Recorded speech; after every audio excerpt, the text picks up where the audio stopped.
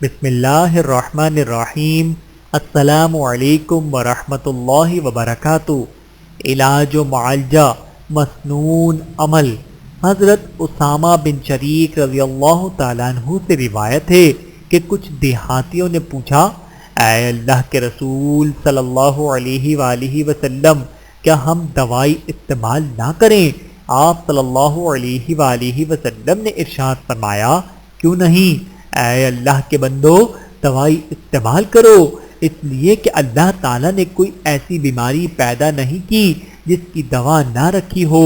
البتہ ایک ایسی بیماری ہے جس کا کوئی علاج نہیں۔ دیہاتیوں نے پوچھا، یا رسول اللہ صلی اللہ علیہ وآلہ وسلم، وہ کون سی؟ آپ صلی اللہ علیہ وآلہ وسلم نے ارشاد فرمایا، بڑھاپا۔ بہاولہ سنن ترمذی، حدیث نمبر 2038۔ اللہ تعالی ہم سب کو احادیث مبارکہ پہ عمل کرنے کی توفیق عطا فرمائے، آمین ثم آمین۔